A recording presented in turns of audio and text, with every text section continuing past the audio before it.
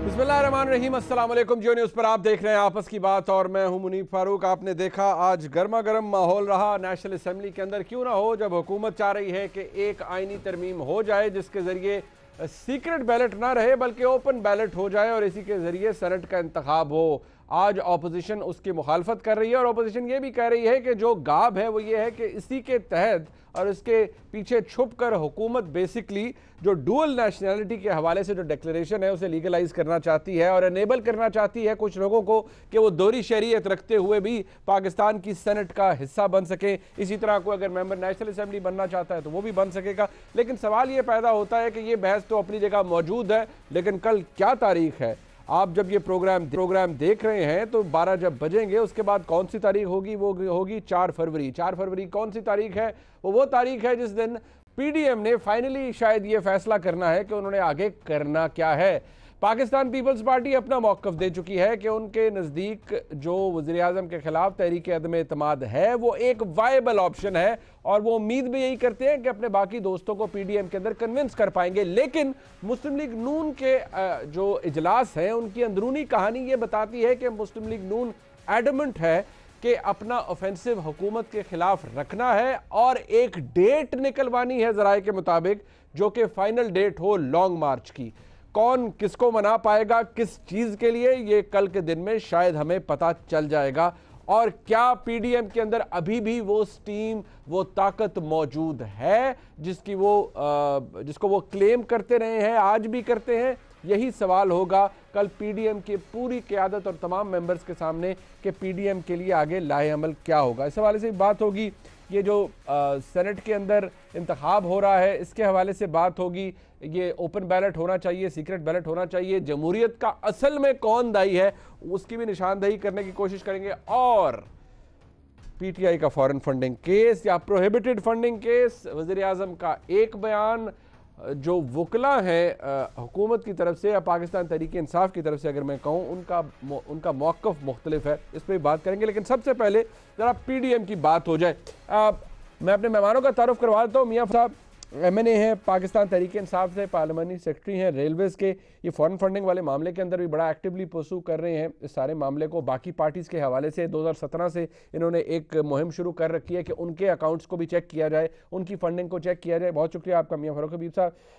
अताउल्लाह तारड़ साहब हमारे साथ मौजूद हैं, डिप्टी सेक्रेटरी जनरल हैं पाकिस्तान मुस्लिम लीग नून के। बहुत शुक्रिया तारड़ साहब आपका। सरदार नबील गबोल साहब मरकज़ी रहनुमा पाकिस्तान पीपल्स पार्टी हमारे साथ मौजूद हैं। गबोल साहब के पास खबरें भी बहुत ज़्यादा होती हैं, पता नहीं आज वो क्या बताएंगे कि कल क्या होने वाला है। मैं अगर अपोजिशन से शुरू कर लेता हूं, कौन किसको मनाएगा, क्योंकि कल 4 फरवरी है। नबील भाई आप ही बता दीजिए, ये कल कौन किसको मनाएगा? आपके दोनों मेंबरान जो पीडीएम के हैं, बाकी मेंबरान उनमें दो बड़े जिनका जो प्रोमिनेंट लोग हैं, पाकिस्तान मुस्लिम लीग नून अपोजिशन की सबसे बड़ी जमात, मौलाना फजल रहमान साहब, वो भी हर कोई आपको यही कहता है कि भाई नंबर्स तो समझ नहीं आते हैं तो दिखा दें, अगर आप तहरीक अदम एतमाद लाकर उसे कामयाब बना सकते हैं। कल पाकिस्तान पीपल्स पार्टी इस बात के ऊपर खड़ी रहेगी कि ठीक है, अगर हमारी ऑप्शन को कोई नहीं मानता तो ठीक है जी, ये हम तो एग्री कर रहे हैं कि फलानी तारीख को लॉन्ग मार्च हो जाए। देखिए, कल का इम्पोर्टेंट मीटिंग मैं समझता हूं कि कल फैसले होने जा रहे हैं और पाकिस्तान के सियासी फ्यूचर के कल फैसले होने जा रहे हैं।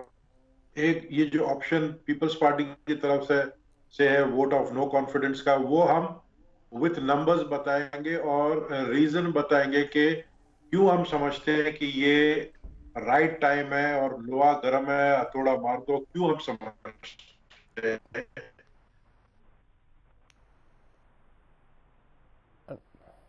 वो हमारे एलायंस के साथ क्या मीटिंग्स हुई है, क्या बातें हुई है, वो हम पीडीएम में बताएंगे। जो गवर्नमेंट के एलाइज है उनकी मैं बात कर रहा हूँ। इसके अलावा फिर हमें कन्विंस करना है मौलाना फजल रहमान साहब को और पीडीएम के दीगर जितने भी जमातें हैं उनको, कि हम समझते हैं कि ये वक्त, क्योंकि देखें अब जो ये बिल पेश करना चाह रही है पीटीआई की गवर्नमेंट, जिसमें अभी आपने खुद कहा कि ये अपने ही लोगों को दोहरी शरीयत दिलवाने के लिए, अपने स्पेशल असिस्टेंट को सेनेटर बनवाने के लिए, और तीसरी अहम बात यह कि ओपन बैलेटिंग के हवाले से ये क्यों करना चाह रहे हैं, क्योंकि इनको अपने मेंबर्स पर भरोसा नहीं है। अच्छा। तो ये सारी चीजें वो डिस्कस होगी, तो कल फैसला होगा कि आया लॉन्ग मार्च की तरफ जाए या कॉन्स्टिट्यूशनल तरीकेकार जो है, जो कि वोट ऑफ नो कॉन्फिडेंस है, उसकी तरफ जाए। अच्छा, तो नहीं मैं समझता हूँ कि हम नबील भाई एक जरा कथा कलामी, आप कह रहे हैं कि कल फैसला होगा। जरदारी साहब कह चुके हैं कुछ हमसे सीख लो, हमें पहले भी तजर्बा है, लेकिन आर्टिकल 95 है, बेसिक एनेबल करता है कि अगर आप टेबल करना चाहें, टेबल करने के लिए तो आपको 20% चाहिए तरीके अदम एतमाद, लेकिन पास करने के लिए मेजॉरिटी चाहिए। क्या आपने ये वर्किंग की है कि क्या मेजॉरिटी है ऑपोजिशन के पास कि वो वज़ीर आज़म के खिलाफ तहरीके अदम एतमाद लाएगी भी? टेबल तो चले कर लेंगे, उसे कामयाब बना लेंगे या नहीं? क्योंकि ये तो नंबर गेम है ना, ये तो सिंपल अर्थमेटिक है, ये तो कर लिया होगा आपने। जाहिर है, अगर हम देखें ना, पीडीएम की कल मीटिंग में हमसे पूछा जाएगा, मौलाना फजल रहमान साहब और नवाज साहबा ने भी ये मीडिया में आकर कहा है कि पहले तो हम पूछेंगे चेयरमैन बिलावल से कि आपने ये जो बात की है, आपके नंबर्स हैं या नहीं है। बगैर नंबर्स के तो हम हाथ नहीं डालेंगे, क्योंकि हम समझते हैं कि अगर हमारा ये vote of no confidence fail हो गया तो फिर इमरान खान 2028 तक हुकूमत करेगा, वो और पावरफुल हो जाएगा। तो अच्छा। वो तो हम उसको पावरफुल बनने नहीं देंगे ना। तो जब हम समझते हैं कि अगर हमारे पास ये नंबर्स हैं और हम वो प्रूफ करेंगे विथ एविडेंस, और वो इस पीडीएम की मीटिंग में तो होगा नहीं मेरे ख्याल में, कल वाली मीटिंग में, उसके लिए एक अलग खुफिया, तो मैं समझता हूँ उसमें ये बता दिया जाएगा कि क्यों हमें ज्यादा ये हमें सपोर्ट है कि हम वोट ऑफ नो कॉन्फिडेंस की तरफ अच्छा, चले जाए। मैं मूविंग हम मूविंग क्यों ऑन। समझते हैं कि ठीक ये है, हो। आपको क्यों लगता है ये आप एक और खुफिया मीटिंग में पता चलेगा? तारड़ साहब, बात ये है, पीएमएलएन ने इसके ऊपर पोजीशन ली हुई है, चाहे एहसन इकबाल साहब हो, ठीक है, वो एक बहुत सीनियर मेंबर हैं, सेक्रेटरी जनरल है पाकिस्तान मुस्लिम लीग नून के। अब as important as Maryam Nawaz Sharif साहबा, वो खुद भी इसके उजरा थोड़ा सा I would use the word doubtful है इसके बारे में, लेकिन वो कोई इतना कॉन्फिडेंट नहीं है। वो कहती हैं कि ये अगर करेंगे तो फिर आप वही कुछ करेंगे या एनेबल करेंगे उन लोगों को या उन कुव्वतों को जो कि पहले भी असरअंदाज होती रही। सवाल ये है कि आपका टारगेट कल क्या है? फाइनल फैसला करके उठना है या कल भी यही होगा कि अच्छा जी अब एक और वर्किंग ग्रुप बनेगा, वो बताएगा कि लॉन्ग मार्च करनी है या नहीं करनी, तरीके अदम एतमाद लानी है या नहीं लानी? बहुत शुक्रिया मुनीब साहब। बात यह है कि जो फैसला होगा, पहली बात तो यह है कि वो कंसेंसस के साथ होगा, वो इत्तेफाक राय के साथ होगा, और अक्सरियत जो फैसला करेगी वो ऑब्वियसली वो तमाम जमातें उसको मानेंगी। जहां तक वोट ऑफ नो कॉन्फिडेंस की बात है, तो वोट ऑफ नो कॉन्फिडेंस के लिए देखिए कुछ लवाजमात हैं। आप इस बात को बेहतर समझते हैं, आप भी स्टूडेंट ऑफ लॉ हैं, जी। कि फ्लोर क्रॉसिंग या जो एक जमात से इलेक्ट होना और वोट ऑफ कॉन्फिडेंस या नो कॉन्फिडेंस में किसी और जमात को वोट देना, वो लीड करता है डी सीट या डिस्क्वालीफाई होने तक। तो जो हुक्मरान जमात है उनके मेंबर्स को तो तोड़ा नहीं जा सकता। तमाम तर इन्हिसार नो कॉन्फिडेंस में होगा इनके कोलिशन पार्टनर्स पे। अब देखिए, कोलिशन पार्टनर्स ऑब्वियसली कोई इतने खुश नहीं है, ये जबरदस्ती की शादियां हैं और इसमें डिवोर्स का रेट जो है वो बहुत हाई है। अच्छा। और वो उसमें हल्की फुल्की नोक-झोंक भी चलती रही है। अगर तो नंबर्स के हवाले से पीपल्स पार्टी के पास ऐसी स्ट्रेटजी है जिससे नो कॉन्फिडेंस कामयाब हो सकता है, तो फबिया उस पर बातचीत होगी। अगर तो नहीं है तो फिर देखिए, एक फेल्ड अटेम्प्ट करना, वो मैं समझता हूं उससे नाकाबिले तलाफी नुकसान होगा। हमारी तरजीह long march followed by resignations, long march और फिर इस्तीफे, हमारी तरजीह तो ये है। और देखिए, मैं इस वक्त भी सियालकोट में मौजूद हूं, हमारी एक इलेक्शन कैंपेन चल रही है। अवाम में महंगाई, बेरोजगारी, गुर्बत, इस पे शदीद रद्द अमल पाया जाता है। लोग इस काम के लिए तैयार हैं, और माजी में भी जो अवामी इज्तिमात हुए हैं उसमें लोगों ने बहुत बढ़ चढ़ के शिरकत की है। तो हम तो समझते हैं कि लॉन्ग मार्च हो और इस्तीफों की एक डेडलाइन दी जाए। ये इस्तीफे देते हैं, वेल एंड गुड, नहीं देते तो फिर हम अपने इस्तीफे जो हैं वो जमा कराएं। और जो लूटी हुई दौलत की इन्होंने शर्त लगाई है, तो इनके इर्द गिर्द जो लोग बैठे हैं, नदीम बाबर से लेके जहांगीर खान तरीन से लेके आमिर कियानी से लेके खुसरो बख्तियार से लेके, जिनके ऊपर इल्जामात हैं, आटा कमीशन हो, वो चीनी का स्कैंडल हो, वो अद्वियात का स्कैंडल हो, वो बिजली का स्कैंडल हो, तो वो तो सारे पब्लिक मनी का पैसा है। अच्छा, उनसे रिकवर कर लें तो घर चले जाएं। तारिक साहब, एक बात है, देखिए अभी आपने कहा कि आपका इन्हिसार अगर तरीके अदम एतमाद कामयाब होनी है तो कोलिशन पार्टनर्स पे होगा। आज आमिर खान साहब हैं मुत्तहिदा कौमी मूवमेंट के मुत्तहिदा कौमी मूवमेंट पाकिस्तान के, जो कि अब नई एक शक्ल है, वो ये कहते हैं कि हम अगर उनकी हुकूमत से तलाक हो भी जाए तो उनका फ़ायदा कोई नहीं होगा, फिर भी इमरान खान साहब की हुकूमत नहीं गिरती। उनका हलाला आपके साथ हो भी जाए, यानी अपोजिशन के साथ, फिर भी शायद आप कुछ नहीं बिगाड़ पाएंगे। इतनी भरमार है एलाइज की और उनके अपने इंटरेस्ट हैं। सेनेट के इलेक्शन का मौसम है, तोड़ नहीं पाएंगे शायद आप एलाइज को। वो पंजाबी का है ना जी, टूट गई तड़क करके। तो ये 6 सीटों की फेडरल गवर्नमेंट और 10 सीटों की प्रोविंशियल गवर्नमेंट, अच्छा जी, तड़क करके टूट जाना है मुनीब साहब। अच्छा, पता नहीं लगना कि किस तरह टूट गई है। अरे ठीक है, मैं जरा पूछ लेता हूँ फरूक हबीब साहब से। फरूक साहब, वैसे तो समझ आ गई होनी है ये, अब वो उन्होंने वो जो मिसाल दी है वो तड़क करके टूटनी है या किसी ने तोड़नी है या जुड़नी है, ज़रा इस पर रोशनी डाल दें ज़्यादा वोल्टेज की, कि आपके एलाइज आपके साथ रहेंगे या टूट जाएगा काम। देखें, मसला ये है कि इनको तो ताज़ा ताज़ा एक्सपीरियंस हुआ है ना तड़क करके टूटने का। अच्छा, इशू तो ये है कि पीडीएम टूट चुकी है। अच्छा, 31 जनवरी की डेडलाइन थी, अभी ये 4 फरवरी की ट्रक की बत्ती के पीछे लग गए। और भाईजान मुनीफ फारूक साहब, आपको मुझे तो आज शो में बुलाना ही नहीं चाहिए था। अच्छा, आपको तो इनके पिछले 3 महीने के बयानात दिखाते, अच्छा, और आपको हर एक दिन का यू टर्न इनको दिखाना चाहिए था। वो कर चुके पीपल्स पार्टी से, जेयूआई से, इनसे पूछते आप।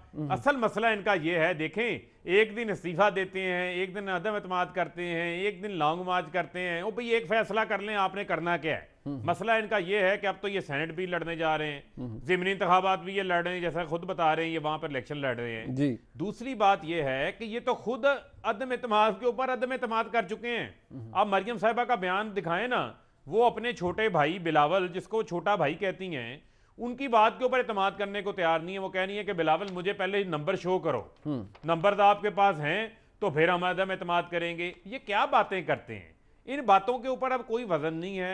ये अपना गबोल साहब को आपने सुना नहीं है, ये बड़े तगड़े हैं, इन्होंने नंबर इकट्ठे कर लिए हैं मियां साहब। सुन तो लें, सुन लें। पीडीएम जो है वो अपने बोझ तले दब के डेड हो चुकी है 31 जनवरी की डेडलाइन के नीचे। अच्छा, अब इनके पीछे कुछ नहीं है। वो पंजाबी की मिसाल है, पल्ले नहीं तेला कर दी फिर दी मेला मेला। अच्छा, मसला ये है कि इनके पल्ले अपने खुद लोग नहीं है, इनके खुद लोग टूट टूट के इधर उधर जा रहे हैं। अब आप देखें ना कि कितना बड़ा तजाद है, कितना बड़ा दोहरा म्यार है कि ये इन्होंने खुद तय किया है मसाके जमहूरियत के अंदर, जब इन्होंने कहा हमने बड़ा कुछ सीख लिया, हमने आमरीतों से लड़ लिया, अब हम जो मसाके जमहूरियत कर रहे हैं, सवाए मसाके जमहूरियत की एक शिक पे अमल दरामद के अलावा, जिसमें कहा गया था कि नवाज शरीफ को तीसरी बार वजीर आजम बनाएंगे, किसी शिक पे अमल दरामद नहीं हुआ। उसमें वादे लिखा हुआ है कि ओपन एंड ट्रेसेबल बैलेट के लिए बिल्कुल ऐसा ही करेंगे सेनेट के इंतखाबात में। 10 साल इन दोनों जमातों की हुकूमत रही, इन्होंने नहीं किया। आज ये छा की मंडी लगाना चाहते हैं, आज ये जमीरों के सौदागर बनना चाहते हैं, आज ये खरीदो फरोख्त करना चाहते हैं। इनको ये अमेंडमेंट सूट नहीं कर रही। हमने 20 लोगों को बाहर निकाला था, दिखा रहे हैं, मैं दिखा भी रहा हूं स्क्रीन पे, ये से लगाए हुए थे हमने, इसका क्लॉज 23 था। ये क्लॉज 23 जो है मुझे भी नजर आ रहा है, to prevent corruption and floor crossing all the votes for the senate and indirect seats will be open and identifiable ballot. मैं आगे नहीं पढ़ता, इतना ही बहुत है। अपनी हाथों की दी हुई गड़े इनको दांतों के साथ खोलनी पड़ रही है। मसला ये है, इनका बुनियादी चीज है, ये अपनी चीजों के ऊपर इतने इन्होंने यू टर्न, अब तो ये पूरा राउंड अबाउट बन चुके हैं, घूम घूम के यानी कि इन्होंने आपका रिकॉर्ड तोड़ दिया, इस तरह का शिकार हो चुके हैं। ये रिकॉर्ड, ये तो Guinness book of world record में रिकॉर्ड आना इनका।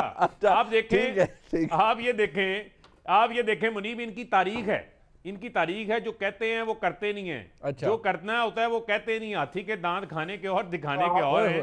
इनका सबसे बड़ा मसला ये है। अच्छा। इनका सबसे बड़ा मसला क्या है, आप देखें कि 2007 के इलेक्शन में इन्होंने बायकॉट कर दिया था इंतखाबात का। तमाम जमातें इलेक्शन लड़ने पहुंच गई थी, पीपल्स पार्टी समेत, नून लीग समेत। ये इंतखाबात को, सेनेट का इंतखाब हो, ज़िमनी इंतखाब हो, ये किसी इंतखाब को छोड़ ही नहीं सकते। ये आज जुर्रत करें ना इस्तीफे दें। 2 इस्तीफे गए थे, मरियम ने कहा जाओ इस्तीफे मुंह पे मारो। भाई उनके अपने जेठ ने इस्तीफा मंजूर नहीं कराया। इनके साहब का डिप्टी स्पीकर थे, उन्होंने इस्तीफा मंजूर नहीं कराया। ठीक है, इन्होंने क्या बातें करें ना, बड़ी बड़ी बातें किया करें। अच्छा, आपकी गुफ्तगू का नहीं कर सकते। ठीक है, मैं रबील भाई, ये अभी आप कुछ कहना भी चाह रहे थे। फरूक हबीब साहब ने कहा, वो आपको तो पंजाबी समझ आती है ना, वो कहते हैं पल्ले नहीं तेला तो कर दी मेला मेला। वो आपके पल्ले कुछ नहीं है, या ऑपोजिशन के पल्ले कुछ नहीं है। तो आपने अगर कोई काउंटर जवाब देना है तो दे देने। मैं काउंटर जवाब सर एक बात कर दूंगा कि इन्होंने कहा कि यूटर्न यूटर्न, भाई यूटर्न आप लोगों के ऊपर अच्छा सूट करता है ये वर्ड। यूटर्न का तो Guinness book of world record में आपको पता है, आप लोग का प्राइम मिनिस्टर का नाम आ गया अच्छा। कि 425 यूटर्न एक साल में लिए इन्होंने। अच्छा। वो गिनीज बुक में आ गया है, आप चेक कर लेना इस साल की गिनीज बुक में। तो अच्छा। बात ये है कि हमारे पास कुछ है तो हम बोल रहे हैं ना यार, जरा समझा करो। हमें भी सपोर्ट है, हमें भी जो है मैं अब कुछ मजीद नहीं बता सकता हूँ, लेकिन हमें भी सपोर्ट है। अच्छा। और हमें क्यों सपोर्ट है? हाँ, हमें है सपोर्ट। हमें क्यों सपोर्ट है? क्योंकि आवाम महंगाई में मर रही है। आप लोग के केसेस, आपको एक तड़ी दी परवेज खटक ने कि मैं चाहूं तो ऐसा स्टेटमेंट दूं कि हुकूमत कल गिर जाएगी। अच्छा। लेकिन अगले दिन बीआरटी को आपने, परवेज खटक को बीआरटी से क्लियर कर दिया, बीआरटी का केस खत्म कर दिया। एक तड़ी दिया उसने, अगले दिन जो है बीआरटी का केस खत्म। भाई मेरे, आप लोग यार हमाम में सारे नंगे बैठे हुए हैं। अगर आप लोग चोर चोर डाकू का शोर मचाओगे तो यहाँ पे जो करप्शन हो रही है, आपके अपने एमपीएस एमएनए आपके पीटीआई के कह रहे हैं। ये वो 22 लोग हैं हमारे पास जो आपके कोलेशंस के अंदर भी है और आपके साथ भी बैठे हुए हैं, लेकिन वो आप लोग की ओपनली बुराइयां कर रहे हैं। आपकी करप्शन जो पंजाब में हो रही है, मुझे बताओ, जो कौम अल्लामा इकबाल की जो है उस शक्ल को बिगाड़ के, जो कौम वो मालियों ने बनाई थी ना, मुल्क के, मालियों ने बनाई थी। तो बनाई थी तो भाई लगवाने वाला जो है बड़ा फौजदार जो है तो बड़ा खुश होकर लगवा कर गया था। तो मेरे भाई खुदा के लिए यार, आप लोग गोबर से तो आप लोग बसें चलाने के हाँ चक्कर तो में हो। ओहो, वो आप अल्टरनेटिव लोग एनर्जी है ना, आप साइंस को नहीं समझते। आप कभी कभी हमें मुर्गी और अंडे के पीछे लगा देते हो, कभी हमें गोबरों के पीछे लगा देते हो। क्या जिंदगी है हमारी यार, लानत है हमारी जिंदगी।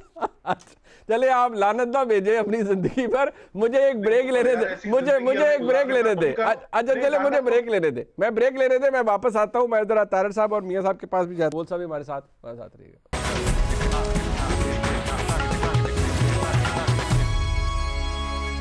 देखिए जी, वो कहा जाता है ना इक्विटी डिमांड्स, ये तारड़ साहब को समझ आ गई होगी क्योंकि वो खुद माशाल्लाह वकील हैं, कि जो इक्विटेबल बात है वो तो यही है कि फिर दोनों तरफ के आर्गूमेंट सामने रखे जाएं। अब ये अभी मियां फ़ारूक हबीब साहब ने बड़ा तंज किया और कहा कि जी ये देखिए चार्टर ऑफ डेमोक्रेसी में जो उसका क्लॉज 23 है उसमें लिखा हुआ था, ये पार्टीज़ ने, इन्होंने दोनों ने एग्री किया कि जी सीक्रेट बैलेट ख़त्म होना चाहिए, ओपन बैलेट होना चाहिए। लेकिन ये 2006 की बात है। मैं आपको ज़रा उसके बहुत करीब ले आता हूँ। अब एहसन इकबाल साहब कुछ अर्सा कबल, जब आपको याद है वो अल मशहूर तहरीक अदम एतमाद थी सादिक सजनानी साहब के खिलाफ, जो कि नाकाम हुई, पता नहीं कैसे हो गई पर हो गई नाकाम।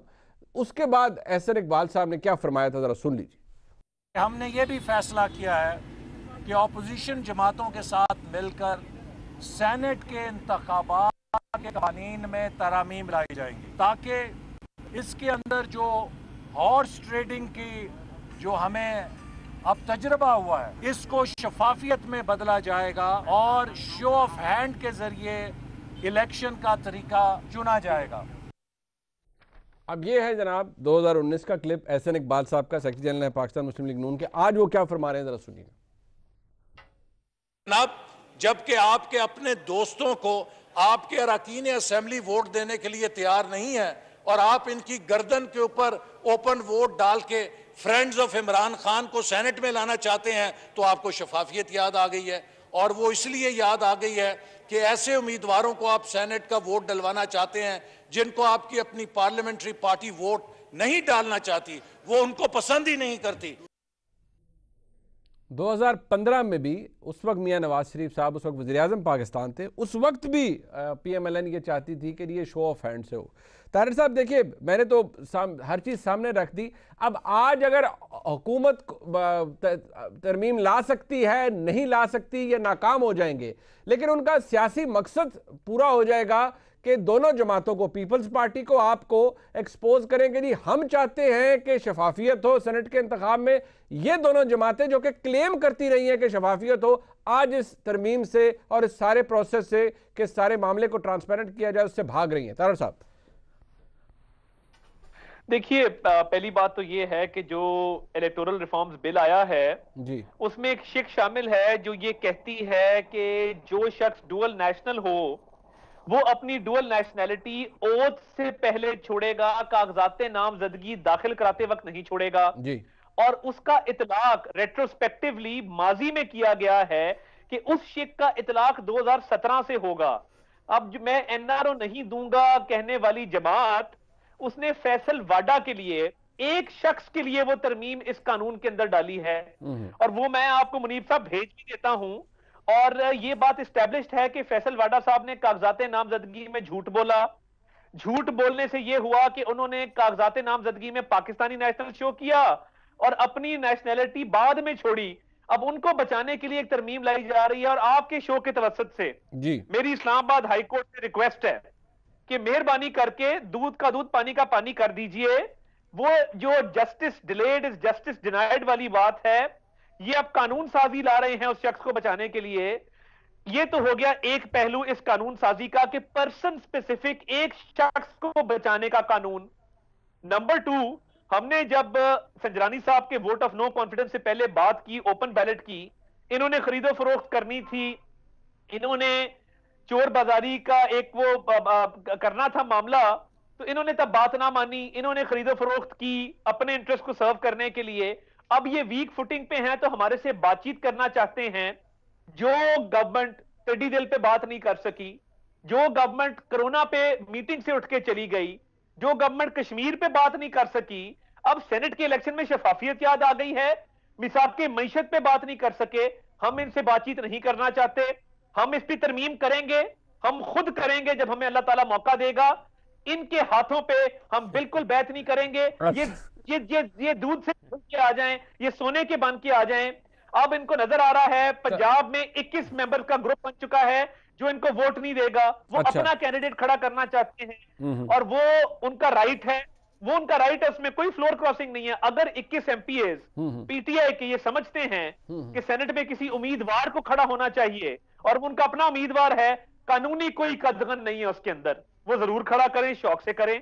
तो अब इनकी बातों में आके या इनके इंटरेस्ट को सर्व अच्छा नहीं तारिक साहब, मैं आपकी बात से ये समझाऊं कि आप इनको इसलिए कामयाब नहीं होने देना चाहते या इस पूरी तरमीम को क्योंकि आपका ख्याल है कि वो जो 21 लोग हैं वो अपना कैंडिडेट खड़ा करना चाहते हैं, और ये भी कि पाकिस्तान तहरीक इंसाफ इसी आड़ में वो डुअल नेशनलिटी वाला मामला लीगलाइज किया है, इसलिए आप एक बहुत बड़े कॉज को इसलिए इस वक्त डिफीट कर रहे हैं क्योंकि हुकूमत वो ला रही है। आप कह रहे हैं हम खुद लाएंगे, लेकिन जब आपकी इस्तिताअत होगी आप तब लाएंगे। लेकिन ये मामला तो शायद थोड़ा बेहतर नहीं हो जाएगा अगर आप कर लेंगे, आप अमेंडमेंट करा लें, प्रपोज कर लेंगे भाई ये डुअल नेशनलिटी वाला इसका हिस्सा नहीं है, बाकी ओपन बैलेट से करना है कर लो। देखिए एक तो 21 मेंबर्स की बात नहीं है, वो तो मैंने एक आपको मिसाल दी कि वो अब ये अपनी जरूरत को कर रहे हैं। ठीक है, अगर ये करना चाहते हैं और ये संजीदा हैं तो ये फिर स्टैंडिंग कमेटी में क्यों बुलडोज करते हैं, स्टैंडिंग कमेटी के बाद हाउस में क्यों बुलडोज करते हैं, स्पीकर इस पे क्यों नहीं बात करता, स्पीकर की क्रेडिबिलिटी खत्म हो चुकी है। तो अगर इसका ये प्रॉपर तरीकेकार अपनाएं और बैठ के इसको पीस मील की बजाय ओवरऑल रिफॉर्म्स की बात करें और ये फैसल वाडा वाली शिक निकालें, वो नहीं निकाल सकेंगे क्योंकि वो बहुत ब्लैकमेल कर रहे हैं इनको और वो ब्लैकमेलिंग में आ रहे हैं। उसने भी परवेज खट्टर की तरह स्टेटमेंट दे दी तो हुकूमत धड़म से गिर जाएगी।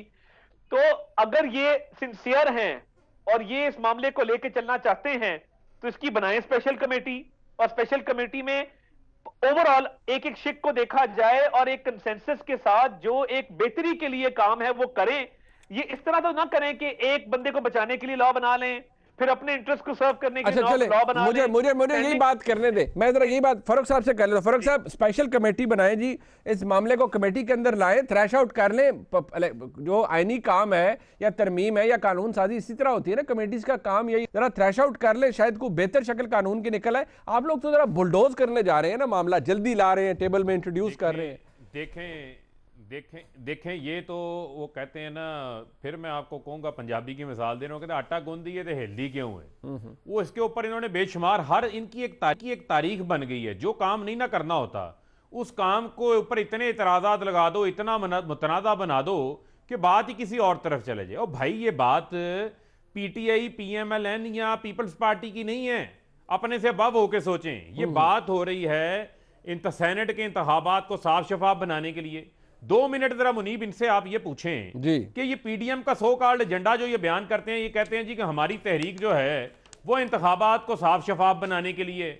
जब सेनेट में इंतखाबात को साफ शफाफ बनाने की बात आती है, कितने शर्म की बात है जब MNAs MPs की बोलियां लगती हैं, लाखों लोगों से वो वोट लेके आते हैं, जब उनके ज़मीरों के सौदे किए जाते हैं, जब छांगा मांगा की मंडियां लगाई जाती हैं जिसका तोरा इम्तियाज भी नवाज शरीफ के सर के ऊपर जाता है, MNAs MPs के वोट खरीदे जाते हैं, उसको हमेशा हमेशा के लिए रोकने के लिए है। और ये हम तो कह रहे हैं ना, आपने खुद कहा हुआ है, आपने एहसन इकबाल का दिखा दिया, आपने नवाज शरीफ की स्टेटमेंट दिखा दी, आज उसके ऊपर ये क्यों कायम नहीं होते? ये बातें आए बाएं शाएं ना करें। और जब तरमीम करनी होती है तो तीसरी बार नवाज शरीफ को बनाने के लिए तरमीमें भी हो जाती हैं, मिसाके जमहूरियत भी हो जाता है, सब कुछ हो जाता है। ये तरमीम 2 दिन का काम है, सीधा सीधा मामला है। आपको भी पता है कि अगर हॉर्स ट्रेडिंग को रोकना है, पैसे को रोकना है, करप्शन को रोकना है, तो इस आईनी तरमीम को लेकर आना है। आज ये तरमीम पेश की गई है, इस पर बाकायदा हाउस खोला गया है, आप इसके ऊपर डिबेट कर लें, आप उसके ऊपर जो तजावीज देना चाहते हैं वो ले आए, हमें तो कोई इतराज नहीं है। लेकिन मैं एक चीज आपको मुनीब बताना चाहता हूं, पाकिस्तान की आवाम देख रही है और आपका शुक्रिया, आपकी मेहरबानी, आपने इनके बयानात भी दिखाए, आपने मिसाके जमहूरियत का वो एजेंडा भी दिखाया, आप वो भी दिखा दें कि जब चेयरमैन सेनेट के इंतखाबात में 14 लोग इनके बागी हुए, उस वक्त शहबाज शरीफ ने क्या स्टेटमेंट दी थी, बिलावल ने क्या स्टेटमेंट दी थी।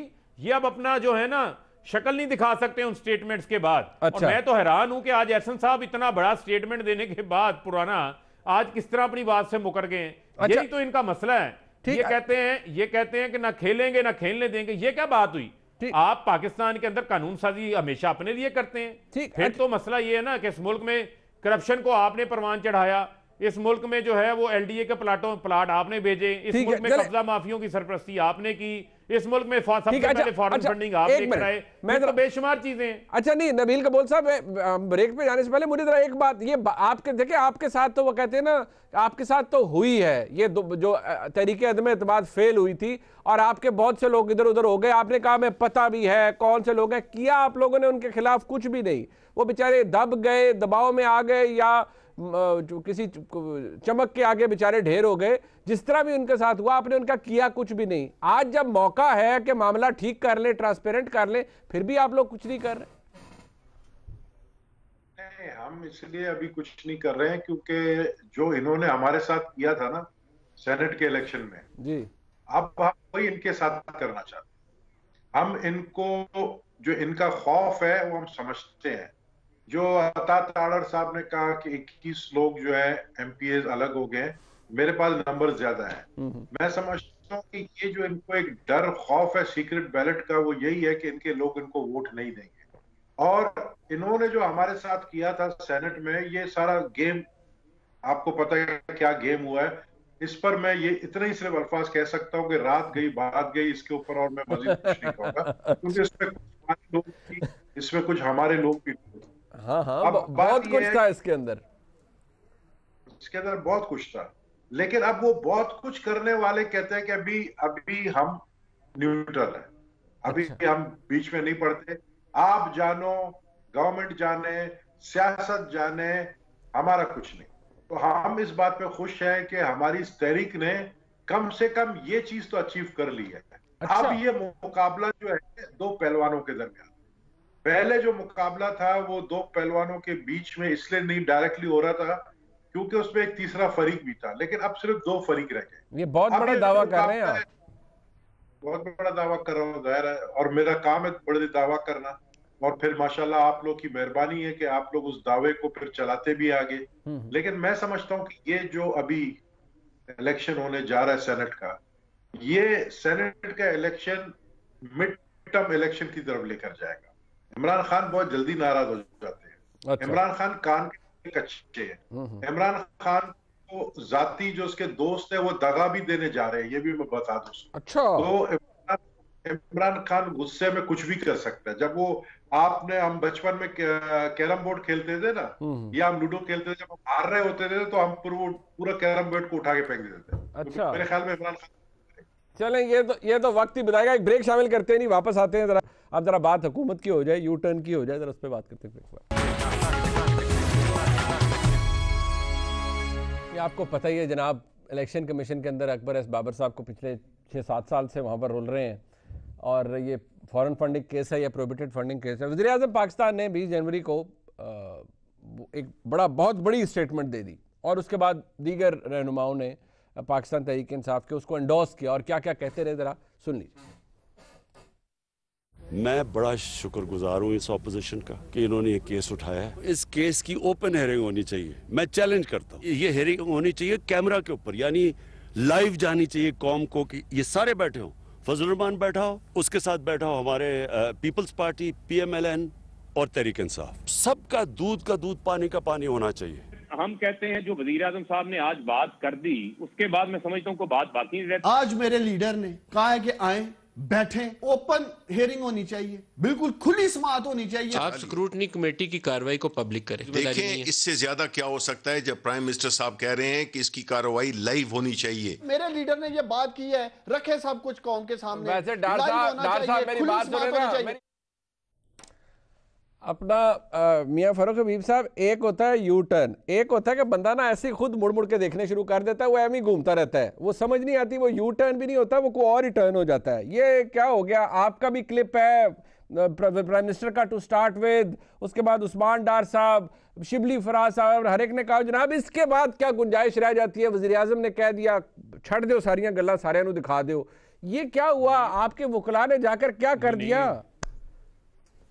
मुनीब, बात यह है कि थोड़ा सा अगर आपने बड़ी मेहनत की, बड़ी रिसर्च की जी, अगर आप थोड़ी सी रिसर्च कर लेते, आप इलेक्शन कमीशन की वो प्रेस रिलीज भी चला दें जो आपके तमाम मीडिया ने चलाई। जी बिल्कुल बिल्कुल। इलेक्शन कमीशन ने ये कहा है कि ये जो स्क्रूटनी, सुन लें जी जी, इलेक्शन कमीशन ने ये कहा है कि इस केस की तमाम हेयरिंग जो है वो ओपन कोर्ट में होगी, और पहले भी होती रही है।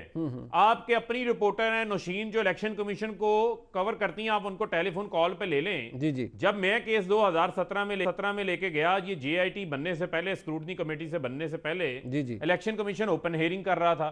इसी तरह PTA केस की भी ओपन हेयरिंग कर रहा था, क्योंकि कोर्ट रूम जो है वो इलेक्शन कमीशन है, ये उनकी बनाई हुई JIT या स्क्रूटनी कमेटी है। और मैं आज आपको एक और बात बता रहा हूं, इसी JIT के सामने, इसी स्क्रूटनी कमेटी के सामने आज इनके एहसन इकबाल साहब आए थे, इनके वकील आए थे, और लतीफ खोसा साहब पिछली हेयरिंग के अंदर ये कह चुके हैं, वो कहते हैं कि जो रिकॉर्ड नून लीग पीपल्स पार्टी का इलेक्शन कमीशन ने बैंकों से मंगवाया है, वो आप फरूक हबीब को ना दिखाएं, इनके वकील को ना दिखाएं, इसको खुफिया रखा जाए।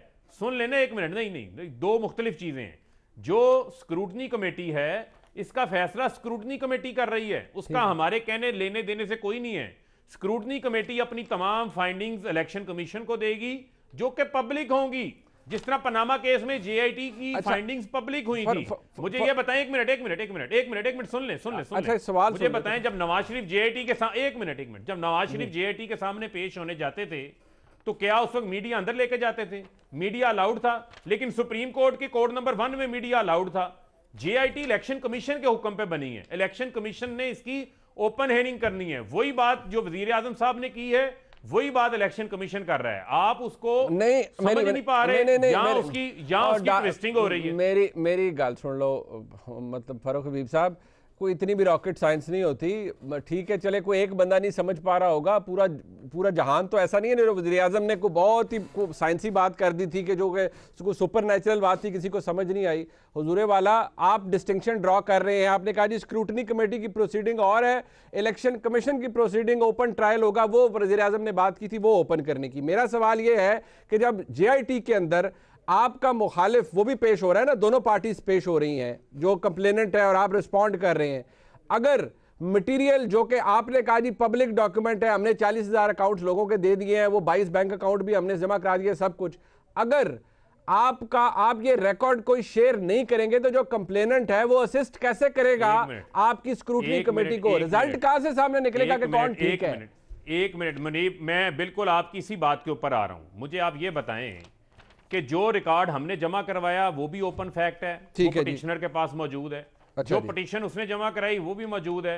अब तीसरा जो है वो स्क्रूटनी कमेटी ने अगर पीपल्स पार्टी नून लीग के खिलाफ खुद लिखकर बैंकों से रिकॉर्ड मंगवाया है या PTA के खिलाफ बैंकों से रिकॉर्ड मंगवाया है, तो वो स्क्रूटनी कमेटी की सवाबदीद है। एक मिनट सुन लें जी, वो स्क्रूटनी कमेटी की सवाबदीद है। स्क्रूटनी कमेटी उसे कह रही है कि ये रिकॉर्ड हमने अपनी अंडरस्टैंडिंग के लिए मंगवाया है, अपनी वेरिफिकेशन के लिए मंगवाया है, ये उस रिकॉर्ड की बात हो रही है। हमारे रिकॉर्ड की कोई बात नहीं हो रही, वो ओपन फैक्ट है। जो चीजें हमने 40,000 डोनर्स का रिकॉर्ड जमा करवा दिया, नून लीग पीपल्स पार्टी अभी तक ये नहीं बता सकी कि इनके अकाउंट्स में करोड़ों चले ठीक है, आप कह रहे हैं वो ओपन फैक्ट है, उनके जराए क्या हैं। ठीक है, चले मैं ये अपना तारिर साहब के पास रहता हूं। तारिर साहब, ये जवाब फरूख हबीब साहब ने दिए हैं। मैंने इन्हें कहा कि ये मौकफ बदला गया, उन्होंने कहा नहीं आप समझ नहीं रहे, वज़ीर आज़म ने बात ट्रायल की है और सारी प्रोसीडिंग्स की है। स्क्रूटनी कमेटी ऐसा ही काम करती है जैसे उसे करना चाहिए, और वो इलेक्शन कमीशन की प्रेस रिलीज का भी हवाला दे रहे हैं, जो कि इलेक्शन कमीशन ने इन डिफेंस ऑफ इटसेल्फ, जब अकबर एस बाबर साहब ने और सारों ने अदम एतमाद का इजहार किया, उसके बाद उन्होंने वो जारी की। जरा तारिर साहब मुझे बताइएगा, आप मुतमईन है इस बात से? पहली बात तो ये है कि अगर फॉरेन फंडिंग इलीगल सोर्सेज से जो इनकी आई है और इन्होंने पार्टी के नाम पे फंड लेके ऑफशोर कंपनीज एस्टेब्लिश करके उसको ना डिक्लेयर करके अपने जाती फायदे के लिए इस्तेमाल किया है, उसका जवाब ये नहीं है कि जी नून लीग के भी पैसे आए थे या पीपल्स पार्टी के भी पैसे आए थे। इसका कतन ये जवाब नहीं है। उस पे मैं आता हूं अपनी डिफेंस पे, नंबर 1। नंबर 2, 6 दफा स्टे ऑर्डर लेने वाली पार्टी, कभी आप इलेक्शन कमीशन के दायरा इख्तियार को चैलेंज करते हैं। ये जिस स्क्रूटनी कमेटी की मेरे भाई फरूख हबीब साहब आज कसीदे पढ़ रहे हैं और बता रहे हैं कि स्क्रूटनी कमेटी का रोल क्या होता है, इसी स्क्रूटनी कमेटी की एग्जिस्टेंस को इन्होंने चैलेंज किया, नंबर 2। नंबर 3, इन्होंने मुद्दयत चैलेंज की अकबर एस बाबर की 6 दफा, और इसको सीगा राज में रखा जाए, खुफिया रखा जाए, ये प्लीज लेते रहे। तो अब हिम्मत करें ना, हमने पनामा में लेटर लिखा था ना सुप्रीम कोर्ट को, वजीर आजम का अगर वो सिंसियर हैं और उनका ओपन ट्रायल वाला जो एक बयान था वो सियासी नारा नहीं था, वहां जाके जो मुकर गए हैं, लेटर लिखें, आज लेटर लिखें और स्क्रूटनी कमेटी को कहें कि हम समझते हैं कि आपके पास स्वाबदीदी इख्तियारात हैं, मगर हम साफ शफाफ हैं, हम इसमें सीगा राज में कोई चीज रखना नहीं चाहते, आप अवाम को इसके हकायक से आगाह करें। वो जो 23 फॉरेन फंडिंग अकाउंट्स हैं जिनकी तफसीलात आज तक कौम को नहीं दी गई, 6 साल गुजर जाने के बावजूद, वो 6 साल से क्यों छुपाए हुए हैं? जो ऑडिट रिपोर्ट्स हैं उन अकाउंट्स का जिक्र क्यों नहीं है? वो कंसीलमेंट एक अलग जुर्म है जो कंसील किया गया है ऑडिट रिपोर्ट्स में। तो भाई मेरे, ये धूल किसी और की आंखों में झोंकिएगा। आप इधर बैठ के लीगल आर्गुमेंट्स दे रहे हैं, मेरे इन लीगल आर्गुमेंट का जवाब दें। आप बताएं कि इसमें कैसे आपने जो है इसमें डिस्टिंक्शन की है स्क्रूटनी कमेटी में और इलेक्शन कमीशन प्रोसीडिंग्स में, और 6 साल से एक चीज को डिले किया हुआ है, तो आपने किस बुनियाद पे किया है? हमारा तो दूध का दूध पानी का पानी नहीं हो जाएगा। मैं आज आपको बड़े वसूख से कहता हूं, हम कोई चीज का राज में नहीं रखना चाहते। मेरी ऑडिट रिपोर्ट्स मेरी पड़ी है, मैं आप फरूख हबीब साहब को शो के बाद व्हाट्सएप करने को भी तैयार हूं। ठीक है, अच्छा नहीं, हम जरा बात हमारी यू टर्न पे थी, जरा आप इलेक्शन कमीशन को भेज दें। अच्छा, वो इलेक्शन कमीशन को व्हाट्सएप करा दें। नहीं पहुंच रही व्हाट्सएप करा दें, 4 साल से नहीं पहुंच रही। अच्छा, वैसे कानून के हवाले से बात कर रहे थे, तो कानून पॉलिटिकल पार्टीज ऑर्डर हो या पॉलिटिकल पार्टीज या इलेक्शन एक्ट हो 2017 का, वो जरा गौर से पढ़ना चाहिए पीटीआई के हमारे दोस्तों को। लेकिन नबील कबोल साहब जरा कंक्लूड कर दीजिएगा ये यू टर्न वाली बात। मुझे फरूख हबीब साहब ने कहा है कि हमें समझ नहीं आई, जो वज़ीर आज़म कह रहे थे वो ट्रायल की बात कर रहे थे, जेआईटी की नहीं, स्क्रूटनी कमेटी की नहीं। देखिए, अभी इनके अपने लोग कहते हैं हमें समझ नहीं, अभी इनको समझ नहीं आ रही है, तो आपको कह रहे ना आपको समझ नहीं आई, इनको समझ नहीं आई। इनफैक्ट प्राइम मिनिस्टर साहब भी जो भी स्टेटमेंट देते हैं इस तरीके के, तो वो बाबर अवान साहब से पूछते हैं जी। और बाबर अवान वही शख्स है जो प्रेसिडेंट जरदारी को भी जो है मशवरे देता था जी, और आजकल इमरान खान को दे रहा है। तो मैं समझता हूँ इनको खुद समझ नहीं है, समझ आएगी जब ये कह रहे हैं ना, अपना इमरान खान साहब कह रहे हैं कि ओपन इसकी प्रोसीडिंग्स हो इलेक्शन कमीशन की। भाई फैसला 6 साल से आप लोगों ने रोका हुआ है, हम कह रहे हैं फैसला सुना दो हमें। आपने हमसे मांगा फॉरेन फंडिंग केस का, हमारे पास जो भी था हमने आपको दिया। आपने जो दिया है उसमें से 18 बैंक अकाउंट्स आपने छुपाए हुए अपने, उनके एविडेंस हमारे पास है, वो हम प्रूफ करेंगे। ठीक है, आप यकीन करें कि अगर एक हफ्ते में फैसला नहीं हुआ, अगर तो इलेक्शन कमीशन जो है वो न्यूट्रल है, अगर उसमें प्रेशर नहीं है तो एक हफ्ते में ये फैसला हो जाएगा। और ये पनामा 2 होगा, जो शेख रशीद ब्रॉडशीट को पनामा कह रहा है ना, आप ये लिख के ले लें, पनामा 2 जो है ये आपका फॉरेन फंडिंग केस होगा। इस ठीक है, बहुत शुक्रिया। ठीक, बहुत शुक्रिया फारूक हबीब साहब, अता तारड़ साहब और नबील कबोल साहब हमारे साथ मौजूद थे। आपने आज का प्रोग्राम देखा। एक मशवरा अपने दोस्तों को पीटीआई के ज़रूर देता जाऊंगा, पॉलिटिकल पार्टीज ऑर्डर हो या इलेक्शन एक्ट 2017 गौर से पढ़िएगा, इसके अंदर कुछ ऐसा ज़रूर है अभी तक जो कि इसकी समझ हुकूमत को अभी तक नहीं आ रही। प्रोग्राम का फीडबैक दीजिएगा। देखने का शुक्रिया। खुदा हाफिज़।